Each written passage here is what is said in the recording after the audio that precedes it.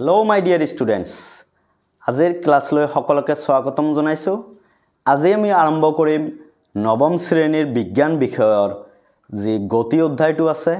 Motion বুলি কয় ইংৰাজীত। এই মোশন চেপ্টাৰটোৰ আমি ইম্পৰ্টেন্ট যিবিলাক আমাৰ কোৱেশ্চন আছে প্ৰশ্নবিলাক আৰু আমি পৰীক্ষাত অহা সম্ভাৱ্য প্ৰশ্নবিলাক আৰু গতিৰ যি আমাৰ নিউমেৰিকেলছ গণিতবিলাক আছে এই গণিতবিলাক আমি আলোচনা কৰিম আৰু সমাধান কৰিম।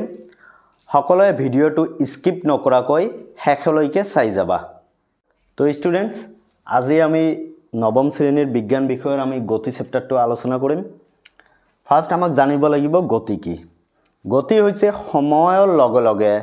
যদি বস্তু এটা নিজৰ স্থান সলনি কৰে। সাপোজ মানুহটা আগতে বহি আছিল, বহি থকা মানুহটো যেতিয়া উঠি বেলেগ এটা ঠাইত নিজৰ স্থান সলনি কৰিব তেতিয়া এই সলনি হোৱা পৰিঘটনাটোকে গতি বুলি আমি কম। এতিয়া গতি আমাৰ দুই প্ৰকাৰৰ, সুষম গতি আৰু বিষম গতি। আমাৰ গতি হ'ব দুই প্ৰকাৰৰ, এটা সুষম গতি আনটো আমাৰ বিষম গতি। বিষম গতি সুষম গতি হৈছে যেতিয়া আমি সমান সময়ত সমান দূৰত্ব অতিক্ৰম কৰিব বস্তুটাই তেতিয়া তেনে গতিক আমি কি বুলি কম? সুষম গতি। সাপোজ ধৰি লোৱা তোমাৰ গাড়ী এখনে 1 সেকেন্ডত ফাৰ্স্ট 1 সেকেন্ডত 1 মিটাৰ গৈছে, 1 সেকেন্ডত আমাৰ 1 মিটাৰ গৈছে। পিছৰ যিখিনি সময় আছে পিছৰ 1 সেকেন্ডত আকৌ 1 মিটাৰ দূৰত্ব অতিক্ৰম কৰিছে। তেন্তে এই গাড়ীখনৰ গতিক আমি সুষম গতি বুলি কম। বিষম গতি হৈছে যেতিয়া সমান সময়ত বেলেগ বেলেগ দূৰত্ব আমাৰ অতিক্ৰম কৰিব তেতিয়া তেনে গতিক আমি কি বুলি কম? বিষম গতি বুলি কম। যেতিয়া তোমালোকে ধৰি লোৱা 1 সেকেন্ডত প্ৰথম 1 সেকেন্ডত গাড়ীখনে 1 মিটাৰ দূৰত্ব অতিক্ৰম কৰিছে, পিছৰ যেটো আমাৰ 1 সেকেন্ড আছে সময় সেই 1 সেকেন্ডত গাড়ীখনে আমাৰ সাপোজ 5 মিটাৰ দূৰত্ব অতিক্ৰম কৰিছে। তেনে বস্তুটাৰ গতিক আমি বিষম গতি বুলি কম। তো এতিয়া আমি ছাত্ৰ ছাত্ৰীসকল এতিয়া আমি দূৰত্বৰ বিষয়ে আলোচনা কৰিম। দূৰত্ব হৈছে আমাৰ গতিশীল বস্তু এটাই আদি অৱস্থানৰ পৰা অন্তিম অৱস্থানলৈ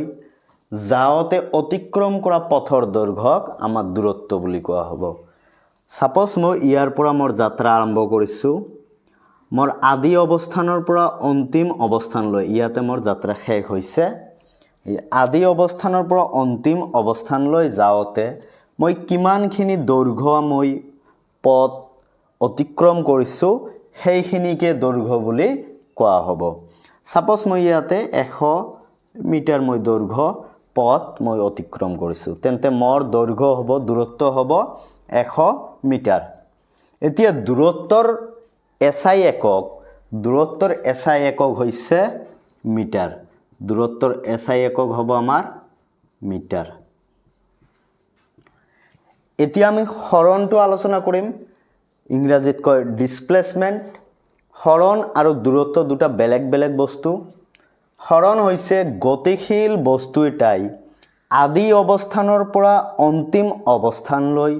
অতিক্ৰম কৰা পোনপটীয়া দৈৰ্ঘ্যক হৰণ বোলে। এতিয়া মই ইয়াতে মোৰ আদি অৱস্থান মই কি কৰিলো, এই আদি অৱস্থানৰ পৰা মই এনেকে ঘূৰি পকি এনেকে গৈ গৈ মই ইয়াতে অন্তিম অৱস্থাত উপনীত হৈছো। এতিয়া মোৰ হৰণ হ'ব যে আদি অৱস্থানৰ পৰা অন্তিম অৱস্থানলৈ যি পোনপটীয়া দৈৰ্ঘ্য আছে সেই পোনপটীয়া দৈৰ্ঘ্যক মই হৰণ বুলি গণ্য কৰিম। তেন্তে মোৰ ইয়াতে আদি অৱস্থান, ইয়াতে অন্তিম অৱস্থান। এই আদি অৱস্থানৰ পৰা অন্তিম অৱস্থানৰ যি দূৰত্ব সাপোজ ধৰি লোৱা তোমালোকে 50 মিটাৰ, ঠিক আছে, তেন্তে মোৰ হৰণ হ'ব 50 মিটাৰ। এতিয়া সাপোজ ইয়াতে মই দূৰত্বটো গণ্য কৰিলো, তেন্তে দূৰত্ব মোৰ কি হ'ব? ইয়াতে হৰণ মোৰ 50 মিটাৰ হৈছে, ঠিক আছে। এতিয়া মই দূৰত্ব ইয়াতে দূৰত্ব দেখা মই দূৰত্ব হৈছে গতিশীল বস্তু এটাই আদি অৱস্থানৰ পৰা অন্তিম অৱস্থানলৈ যাওঁতে অতিক্ৰম কৰা পথৰ দৈৰ্ঘ্যক দূৰত্ব বোলে সাপোজ মই ইয়াৰ পৰা আৰম্ভ কৰিছো এনেকে এনেকে গৈছো গৈ গৈ গৈ মই ইয়াতে উপনীত হৈছো অন্তিম অৱস্থাত মই দূৰত্ব সাপোজ এইখিনি অতিক্ৰম কৰিছো এই পথটোৰ দৈৰ্ঘ্য হৈছে সাপোজ তোমালোকৰ 500 মিটাৰ তেতে মোৰ দূৰত্ব ইয়াতে হ'ব 500 মিটাৰ আৰু হৰণ হৈছে যি পোনপটীয়া আমাৰ দৈৰ্ঘ্য আছে মই কলৈকে নাযাও কিয় যি অন্তিম অৱস্থা আৰু আদি অৱস্থানৰ যি পোনপটীয়া দৈৰ্ঘ্য সেই পোনপটীয়া দৈৰ্ঘ্যক হৰণ হিচাপে ধৰা হ'ব হৰণৰ এসআই একক হৈছে দূৰত্বৰ নিচিনা সেম হৰণৰ এসআই একক হ'ব মিটাৰ তো এইখিনি দূৰত্ব আৰু হৰণ আছিল এতিয়া আমি আৰম্ভ কৰিম নেক্সট টপিকসটো তো ছাত্ৰ ছাত্ৰীসকল এতিয়া আমি দ্ৰুতিৰ বিষয়ে আমি আলোচনা কৰি তাৰ পিছত বেগৰ বিষয়ে তাৰ পিছত ত্বৰণৰ বিষয়ে ফাৰ্স্ট আমি দ্ৰুতিৰ বিষয়ে স্পিড যাক কোৱা হয় স্পিড সেই স্পিডৰ বিষয়ে আমি আলোচনা কৰিম স্পিড হৈছে আমাৰ দ্ৰুতি হৈছে একক সময়ত অতিক্ৰম কৰা দূৰত্বক আমি দ্ৰুতি বুলি কম সাপোজ মই নিৰ্দিষ্ট এটা সময়ত মই যিখিনি দূৰত্ব মই অতিক্ৰম কৰিম ইয়াতে মই 1 ঘণ্টাত সাপোজ ধৰি লোৱা 1 ঘণ্টাত মই 100 কিলোমিটাৰ দূৰত্ব অতিক্ৰম কৰিছো তেন্তে মোৰ দ্ৰুতি হ'ব 100 কিলোমিটাৰ পাৰ আৱাৰ মানে মই এটা একক সময়ত মই যি দূৰত্ব অতিক্ৰম কৰিম সেই দূৰত্বক দ্ৰুতি বুলি কোৱা হ'ব দ্ৰুতিৰ এতিয়া এসআই একক হ'ব দ্ৰুতিৰ এসআই একক আমাৰ হ'ব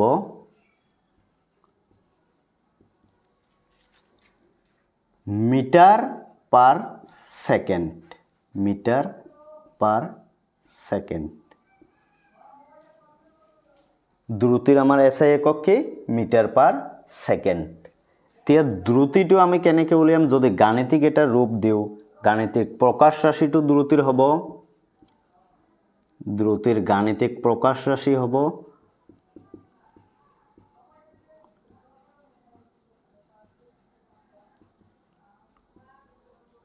মুঠ দূৰত্ব মানে যিমানখিনি দূৰত্ব অতিক্ৰম কৰিব মুঠ দূৰত্ব ডিভাইডেড বাই ভাগ আমাৰ কি হ'ব মুঠ সময়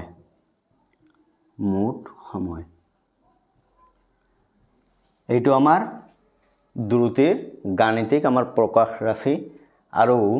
এতিয়া প্ৰকাশ ৰাশিটো কি আছিল মুঠ দূৰত্বক যদি আমি মুঠ সময়েৰে হৰণ কৰো তেতিয়া এইটো আমি দ্ৰুতিৰ গাণিতিক প্ৰকাশ ৰাশি পাম এতিয়া ছাত্ৰ ছাত্ৰীসকল দ্ৰুতি হৈছে আমাৰ এটা স্কেলাৰ ৰাশি কিয় স্কেলাৰ ৰাশি এই বুলি কোৱা হৈছে যিটো ৰাশিৰ মান আৰু দিশ এই দুটাৰ এটা থাকে তাক আমি স্কেলাৰ ৰাশি বুলি কওঁ আমাৰ দ্ৰুতিৰ মান আছে কিন্তু দিশ নাই কিয় দ্ৰুতিটো সাপোজ মই ধৰিলো ইয়াৰ পৰা মই আৰম্ভ কৰিছো আৰু মই যাত্ৰা এনেকে এনেকে গৈ গৈ ইয়াতে মোৰ যাত্ৰা শেষ পাইছে তা আদি অৱস্থানৰ পৰা অন্তিম অৱস্থানলৈ অতিক্ৰম কৰা মুঠ দূৰত্ব আৰু মুঠ সময়ৰে যেতিয়া হৰণ কৰিম তেতিয়া মই কি পাম দ্ৰুতি পাম এই দ্ৰুতিৰ আমাৰ মান আছে কিন্তু ইয়াৰ দিশ নাই আমাৰ মান আছে দ্ৰুতিৰ মান আছে কিন্তু আমাৰ দিশ নাই সেই কাৰণে দ্ৰুতি এটা আমাৰ স্কেলাৰ ৰাশি এতিয়া বেগ লৈ আগবাঢ়িছো বেগ ভেলোসিটি বেগ হৈছে একক সময়ত অতিক্ৰম কৰা হৰণক বেগ বুলি কোৱা হয় হৰণ আমি আগতে ডিসকাস কৰিছো তোমালোকে জানাই এতিয়া যদি মই এটা নিৰ্দিষ্ট একক সময়ত মই দূৰত্ব অতিক্ৰম কৰো তেন্তে এই অতিক্ৰম কৰা হৰণক দূৰত্ব নহয় হৰণক বেগ বুলি কোৱা হ'ব এতিয়া বেগৰ প্ৰকাশ ৰাশিটো হ'ব মুঠ হৰণ ডিভাইডেড বাই কি মুঠ সময় যেতিয়া আমি মুঠ হৰণক মুঠ সময়ৰে হৰণ কৰিম তেতিয়া আমি বেগ পাম আৰু বেগৰ এছআই একক হৈছে বেগৰ এছআই একক হৈছে সেম দ্ৰুতিৰ নিচিনা মিটাৰ পাৰ কি হ'ব আমাৰ সেকেন্ড বেগক আমি ভি আখৰেৰে বুজাম যেতিয়া আমি গণিতবিলাক কৰিম তেতিয়া ভি আখৰেৰে বুজোৱা হয় বেগক ঠিক আছে ছাত্ৰ ছাত্ৰীসকল এতিয়া বেগটো হৈছে এটা ভেক্টৰ ৰাশি বেগ আমাৰ কি ৰাশি ভেক্টৰ ৰাশি বেগ আমাৰ ভেক্টৰ ৰাশি কিয় বেগক ভেক্টৰ ৰাশি বুলি কোৱা হৈছে কাৰণ বেগৰ মান আছে আৰু দিশো আছে কিয় সাপোজ মই ইয়াৰ পৰা মই যাত্ৰা আৰম্ভ কৰিছো মোৰ যিকোনো দূৰত্ব অতিক্ৰম কৰিম মই ইয়াৰ পৰা ইয়ালৈকে আহিছো ঠিক আছে ইয়াতে কৈছে যে একক সময়ত অতিক্ৰম কৰা হৰণক বেগ বুলি কোৱা হয় আৰু হৰণটো হৈছে আদি অৱস্থানৰ পৰা অন্তিম অৱস্থানলৈ অতিক্ৰম কৰা সৰল ৰৈখিক বা পনপটীয়া পথৰ দৈৰ্ঘ্য হৰণ বুলি কোৱা হয় তো দেখা তোমালোকে দেখিব পাৰিছা বেগ সাপোজ মই ইয়াতে 1 সেকেন্ডত মই 100 মিটাৰ মোৰ হৰণ হৈছে মই 1 সেকেন্ডত 100 মিটাৰ গৈছো এতিয়া বেগটো আমাৰ নিৰ্দিষ্ট দিশ হ'ব ইয়াৰ পৰা ইয়ালৈকে এটা নিৰ্দিষ্ট দিশ আছে আৰু আমাৰ বেগৰ কি আছে মানো আছে বেগৰ মান সাপোজ ধৰি লোৱা মুঠ হৰণ আমাৰ 100 যদি গাণিতিকভাৱে আমি প্ৰকাশ কৰো আৰু সময় 1 সেকেন্ড 100 মিটাৰ তেন্তে হ'ব 100 মিটাৰ পাৰ সেকেন্ড তেন্তে মানো আছে আমাৰ বেগৰ আৰু বেগৰ কি এটা নিৰ্দিষ্ট দিশো আছে সেই কাৰণে বেগটোক আমি ভেক্টৰ ৰাশি বুলি কম এতিয়া আমি আহিছো ত্বৰণ লৈ এক্সিলাৰেশন ত্বৰণ হৈছে বেগৰ পৰিৱৰ্তনৰ হাৰক আমি ত্বৰণ বুলি কম বেগৰ যেতিয়া আমাৰ পৰিৱৰ্তন হ'ব তেতিয়া আমাৰ কি হ'ব তাক ত্বৰণ বুলি কোৱা হ'ব ত্বৰণৰ প্ৰকাশ ৰাশিটো হ'ব আমি ত্বৰণক ফাৰ্স্ট আমি ত্বৰণক এ আখৰেৰে সূচোৱা হয়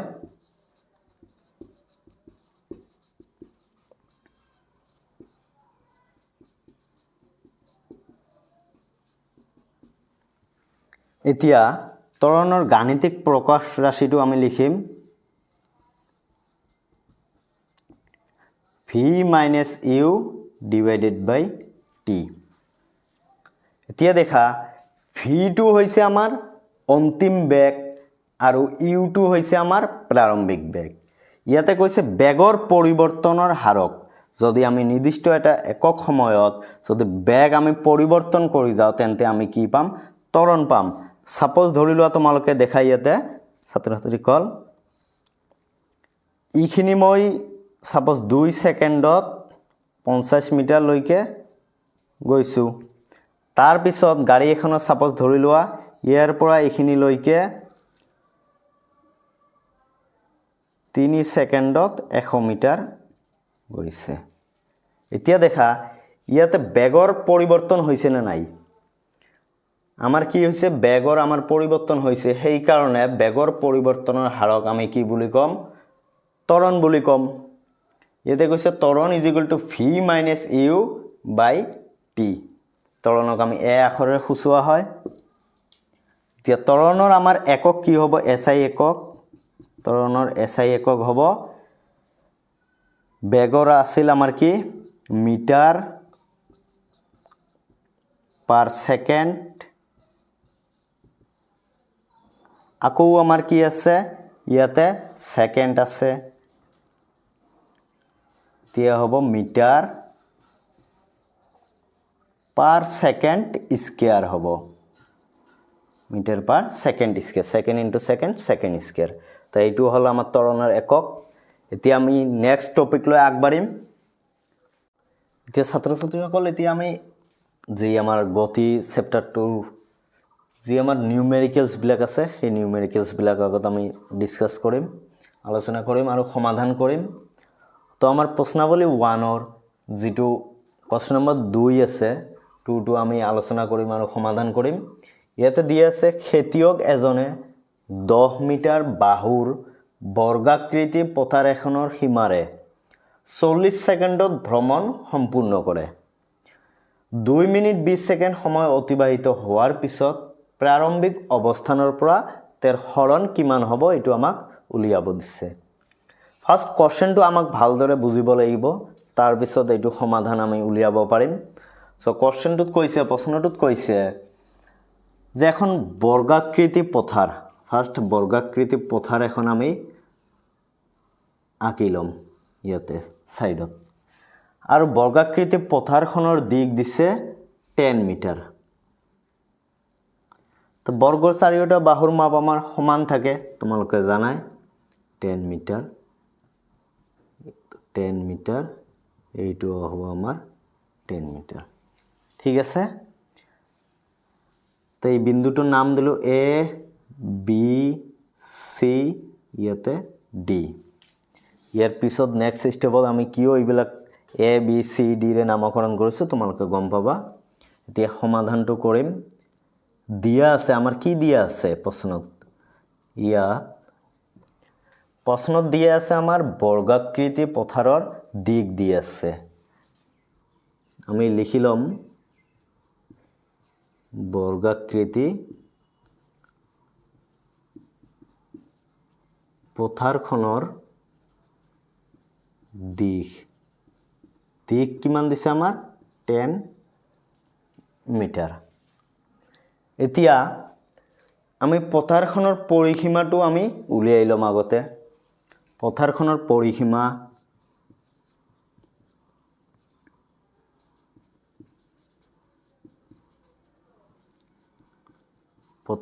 পৰিসীমা কি হ'ব, যেহেতু পথাৰখন আমাৰ বৰ্গ আকৃতিৰ, বৰ্গৰ পৰিসীমা আছিল আমাৰ 4 ইনটু প্ৰতিটো বাহুৰ দিক, 4 ইনটু বাহুৰ দিক, 4 ইনটু আমাৰ কি হ'ব, বাহুৰ দিক আমাৰ কিমান দি আছে 10 মিটাৰ, তেন্তে পৰিসীমা হ'ব 40 মিটাৰ। ঠিক আছে, এতিয়া আমাৰ সময় কিমান দিছে, ইয়াতে কৈছে যে 10 মিটাৰ বাহুৰ বৰ্গাকৃতি পথাৰ এখনৰ সীমাৰে 40 ছেকেণ্ডত ভ্ৰমণ সম্পূৰ্ণ কৰে। ইয়াৰ পৰা যদি মই যাত্ৰা আৰম্ভ কৰে কোনোবা এজন খেতিয়কে, এই পথাৰখনৰ কি কৰিব, পৰিসীমা ভ্ৰমণ কৰোঁতে আমাৰ কিমান সময় লাগে 40 ছেকেণ্ড। যদি পৰিসীমাটো ভ্ৰমণ কৰে 40 ছেকেণ্ড সময় লাগে। এতিয়া কৈছে 2 মিনিট 20 ছেকেণ্ড সময় অতিবাহিত হোৱাৰ পিছত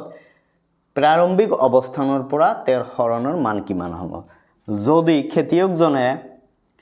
2 মিনিট 40 ছেকেণ্ড ইয়াতে সময় অতিবাহিত কৰে, তেন্তে ই কিমান বাৰ পৰিসীমাটো মানে পৰিভ্ৰমণ কৰিব বা ভ্ৰমণ কৰিব সেইখিনি আগত উলিয়াই ল'ম। অতিবাহিত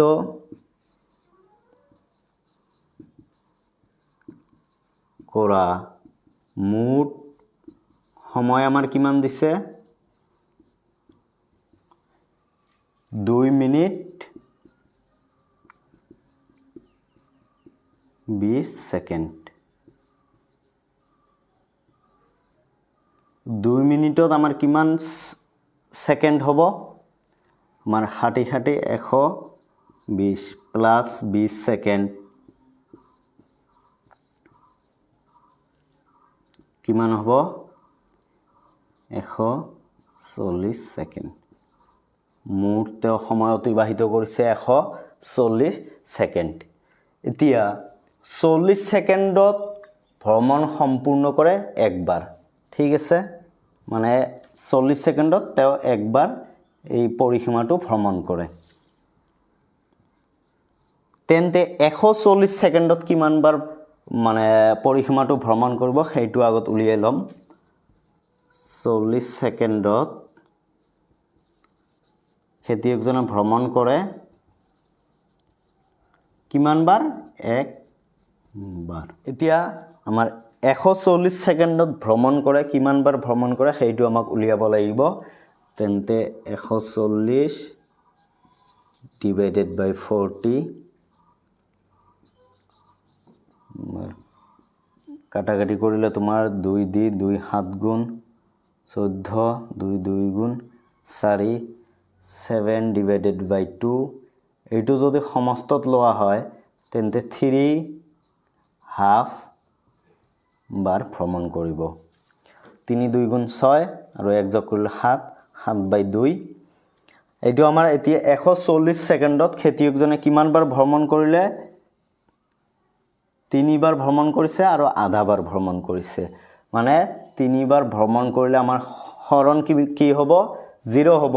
কাৰণ এপাকত হৰণ এই আদি অৱস্থানৰ পৰা আকৌ অন্তিম অৱস্থানলৈ এইটো হৰণ 0 হ'ব প্ৰথম এপাক তাৰ পিছত দ্বিতীয় বাৰত আমাৰ হৰণ 0 তৃতীয় বাৰতো আমাৰ হৰণ কি হ'ব 0 এতিয়া তাৰ পিছত আধা বাৰ যে আছে হাফ বাৰ মানে এইখিনি ইয়াৰ পৰা এইখিনি হৰণ আমাক উলিয়াব লাগে এতিয়া আমি সেকেন্ড পাৰ্টত এই গণিতটোৰে নিউমেৰিকেলছটোৰ আমি সেকেন্ড পাৰ্টত আলোচনা কৰিম যে আমাৰ 3 হাফ বাৰ যে ভ্ৰমণ কৰিছিল এতিয়া 3 বাৰতো আমাৰ হৰণ 0 হ'ব যেহেতু 3 বাৰ এ স্থানৰ পৰা যদি আৰম্ভ কৰি আকৌ ঘূৰি এ স্থানত আহে তেন্তে প্ৰথম বাৰত 0 দ্বিতীয় বাৰতো 0 তৃতীয় বাৰতো 0 এতিয়া হাফ আধা যিখিনি আমাৰ বাৰ অতিক্ৰম কৰিছে ইয়াৰ পৰা এইখিনি লৈকে আমাৰ আধা তেন্তে হৰণৰ মান কি হ'ব আমাৰ এৰ পৰা সি লৈ যিমানখিনি দূৰত্ব অতিক্ৰম কৰিব সেই দূৰত্বখিনিও হ'ব আমাৰ কি আমাৰ হৰণ এতিয়া আমি হৰণখিনি উলিয়াম চিত্ৰত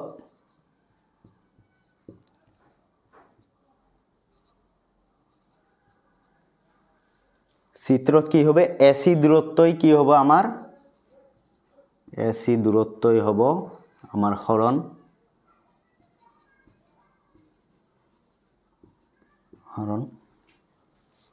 এতিয়া যদি এ বি আৰু সি আমি সমকোণী ত্ৰিভুজ বুলি ধৰি ল এ বি সি সমকোণী ত্ৰিভুজ যেহেতু এ বি আৰু বি সিৰ মান আমাৰ সেম আছে এ বি সি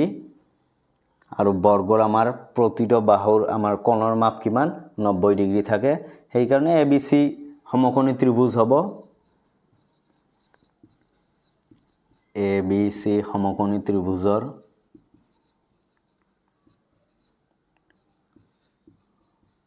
ত্ৰিভুজৰ পৰা আমি এই এ সিৰ আমি দূৰত্বখিনি উলিয়াই লম এ বিৰ আমাৰ কি দিছে মান 10 মিটাৰ বি সিৰ আমাৰ মান 10 মিটাৰ এ সি খিনি আমাক কি কৰিব লাগে উলিয়াব লাগে এটা পাইথাগোৰাছৰ উপপাদ্য আমি এপ্লাই কৰিম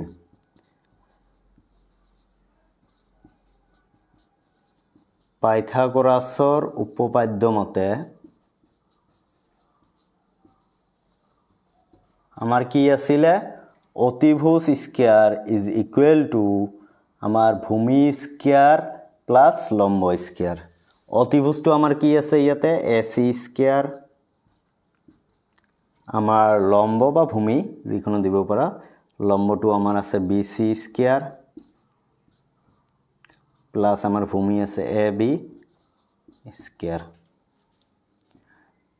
বিসিৰ মান 10 স্কয়াৰ বিসির মান আমার 10 মিটার প্লাস এ বির মান আমার 10 মিটার